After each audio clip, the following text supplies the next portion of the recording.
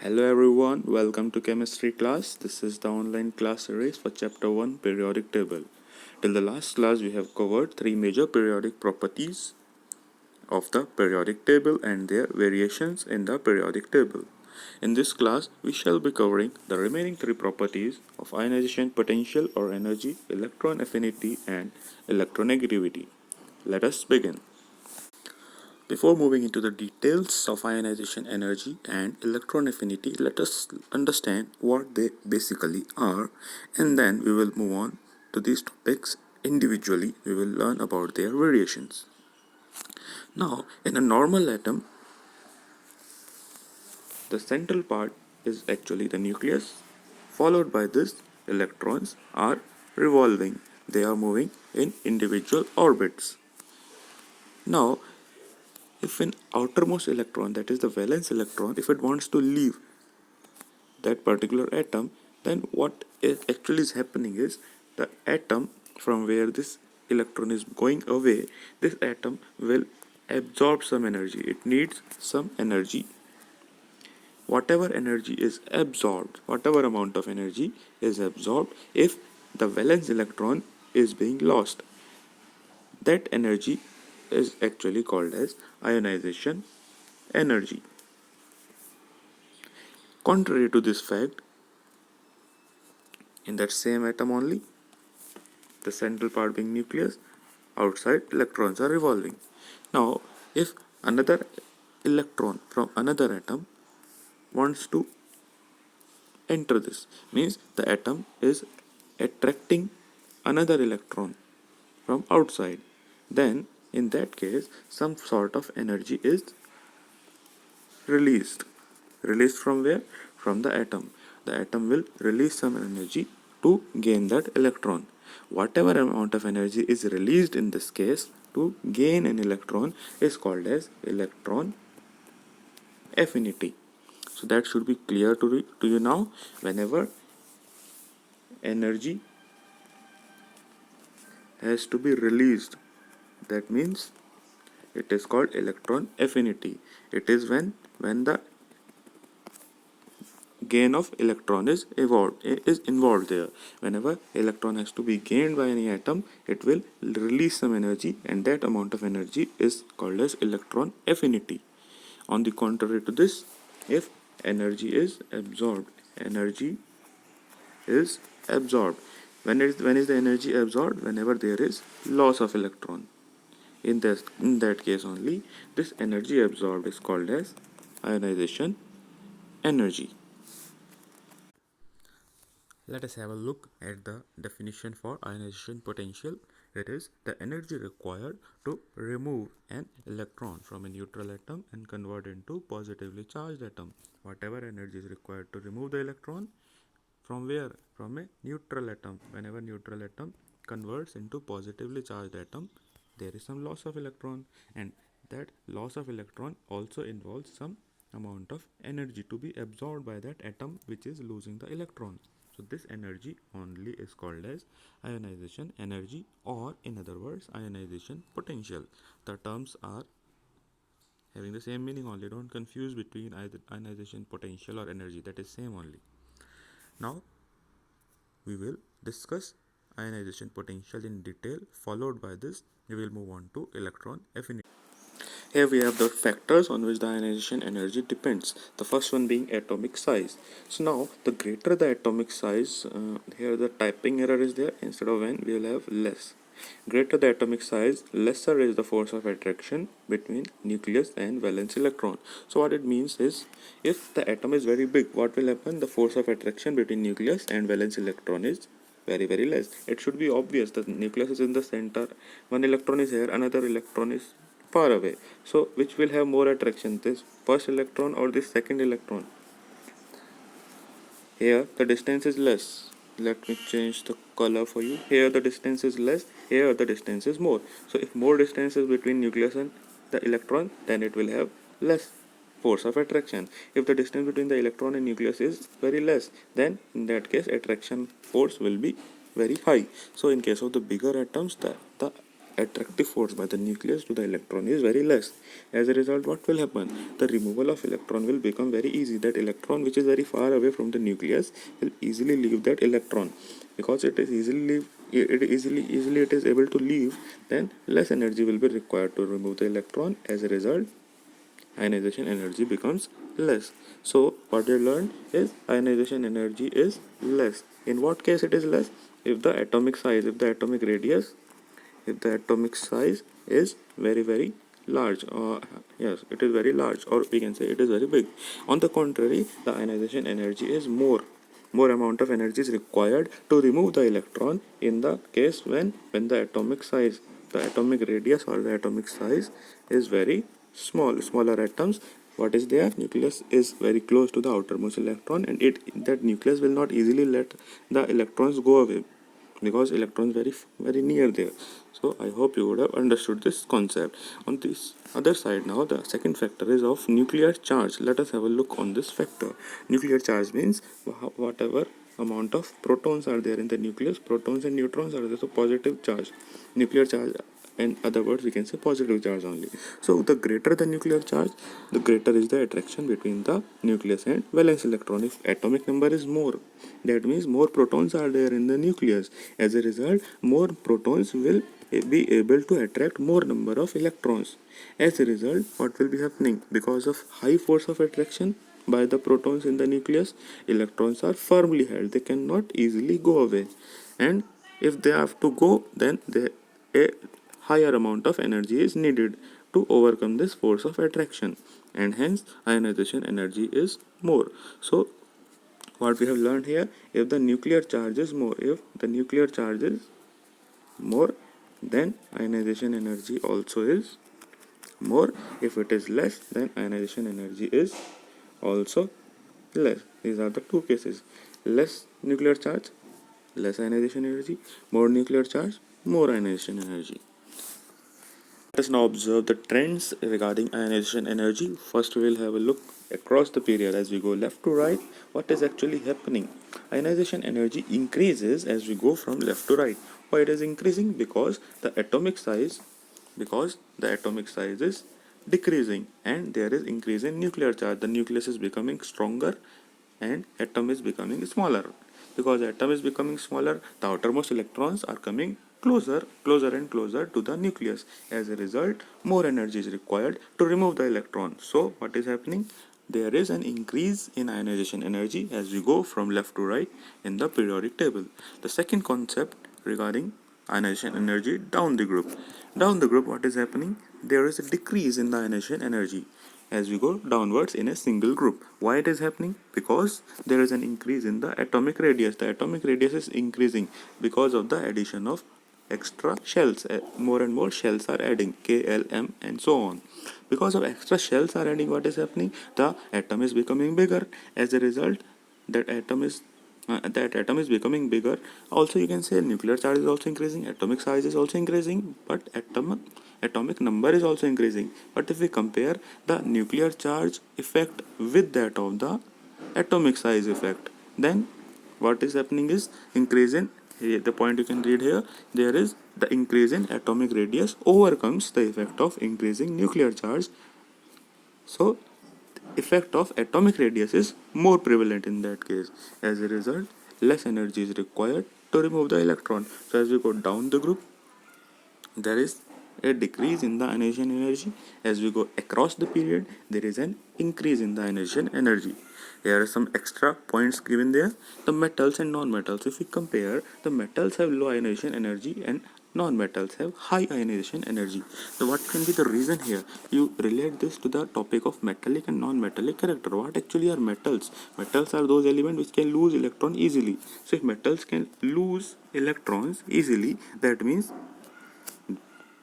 there should be less ionization energy involved. What is actually ionization energy? Is the amount of energy required to lose electron, and metals are very much interested in losing electron. That means there should be less amount of energy involved to lose electrons.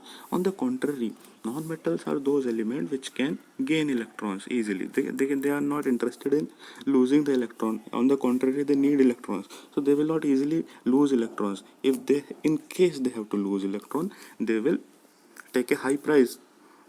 What is that price? Is energy. They want some more energy is needed. They will not easily lose that electron. In that case of non-metals, the ionization energy will be, in that case what will be there is the amount of energy involved will be high. So high ionization energy is for non-metals. In case of metals it is low, non-metals it is high. Now if we ask the element name, the element name is helium, having highest ionization energy, and cesium having the lowest ionization energy. You can observe this for reference. I have taken one example from your textbook only. Ionization energy increases across the period. This is the period number third element, and you can compare the value. Values are only for reference, not to remember or memorize, just for reference. And as you go down the group, there is a decrease. You can observe the values. Having been studied about ionization energy or potential, we will now move on to electron affinity. So the concept already I had explained. What is it? Definition is as follows. Energy is released when an extra electron is added to an atom. It is a neutral atom, and converting it into n negative, it should be n, some typing errors today, n negative, n into a negatively charged ion. So if the neutral atom is converted to negative ion, it is an anion. So that time what is happening? There is a release of energy. That amount of energy which is released is called as an electron affinity. This electron affinity has, I forgot, an ionization potential. Both ionization potential and the electron affinity are having a unit, that is electron volts per atom or kilojoules per mole. The kilojoules per mole is actually the SI unit. You have to remember for ionization energy also. The SI unit is kilojoules per mole. This energy is measured in certain units. So these are the units. Electron affinity also is measured in these units. Now let us have a look on the factors responsible for electron affinity. As usual, these are here also: atomic size and nuclear charge. One by one let us see. The first one being atomic size. The smaller the atomic size, greater is the electron affinity. Means smaller atoms are able to attract other electrons easily compared to larger atoms. Why should it be so? Let us see. The nucleus being the center of the atom, and electrons are revolving. Electrons are revolving. Now outside electron from another atom, or this electron wants to be a part of this atom. Then for this electron to be a part of atom, there should be some sort of attraction. And attraction is between what? Between unlike charges, positive charge and negative charge. If this atom has to gain this electron, then from this nucleus there should be some attractive force on this, and it will be possible only if the nucleus is close to this particular electron.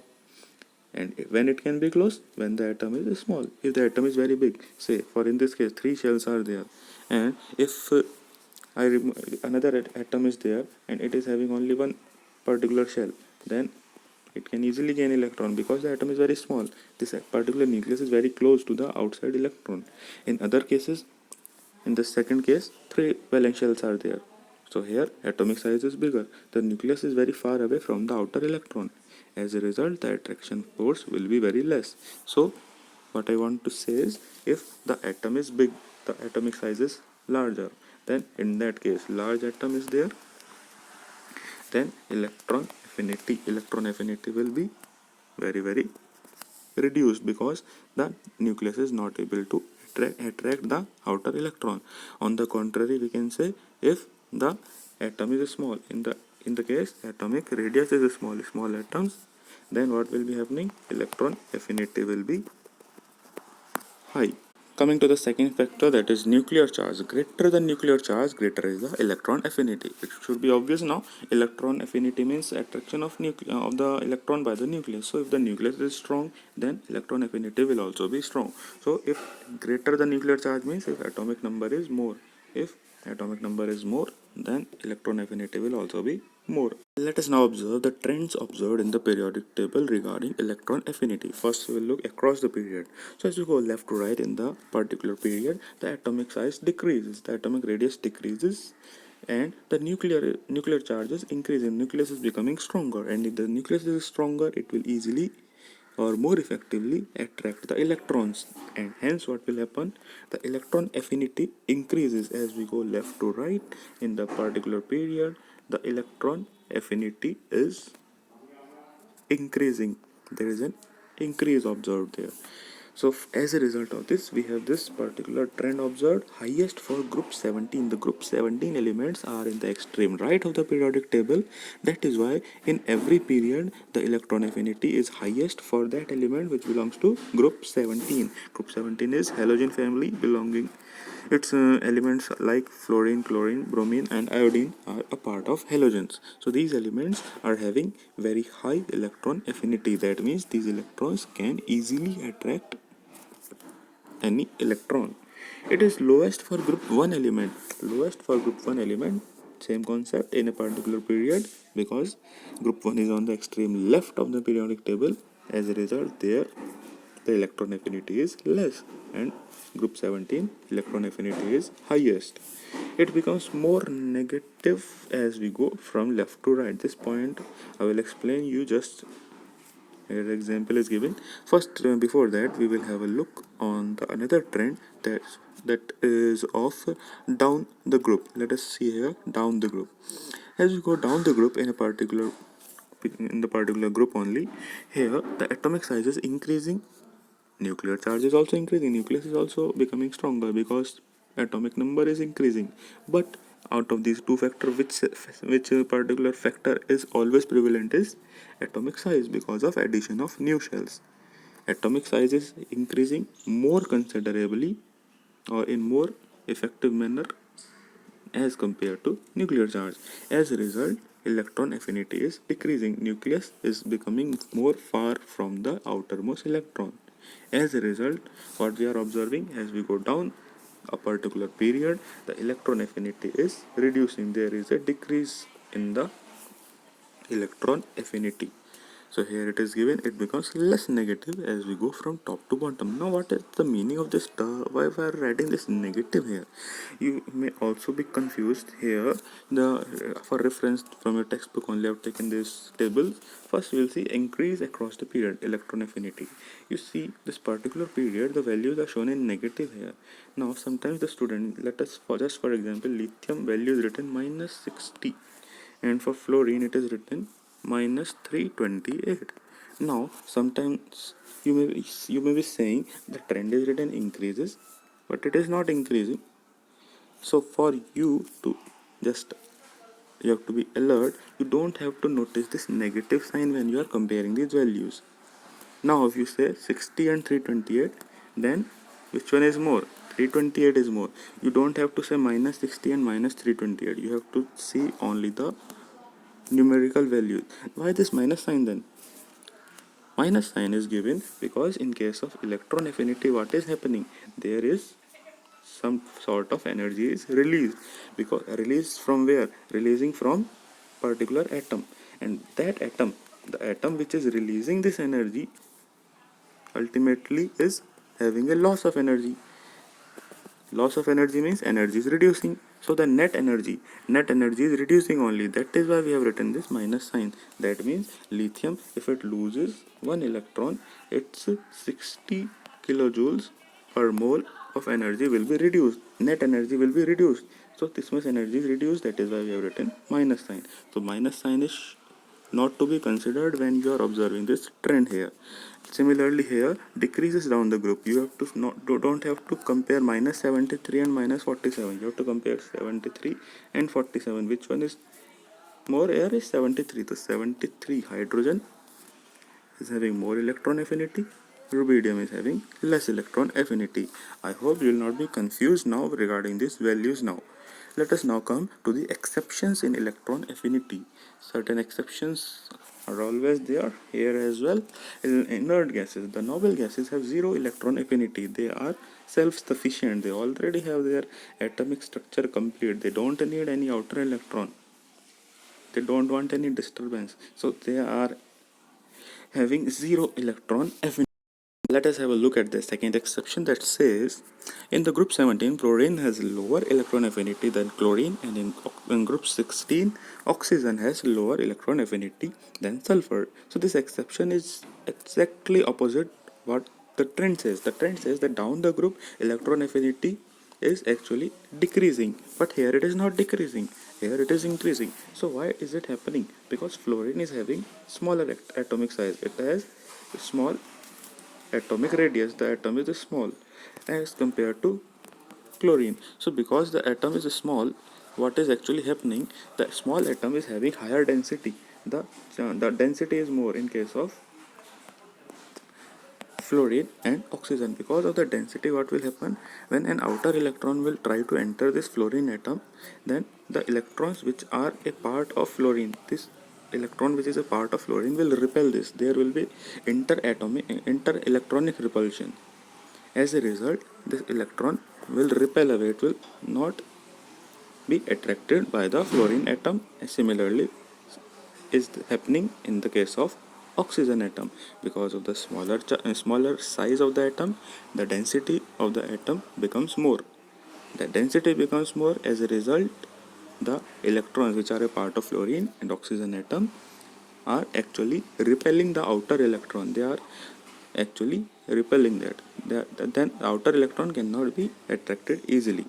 As a result, fluorine and oxygen are having less electron affinity compared to the other atoms in their group. The reason is not that much needed for your exam, but because it has been given in the book, you have to be learning this. So students, I will now just wind up the video for now. The next topic, electronegativity, will be covering in the next upcoming video. Then probably that will be the last video for chapter 1. We will also have a discussion on the question answers of in-text exercise 3 and the remaining questions as well. Thank you for today.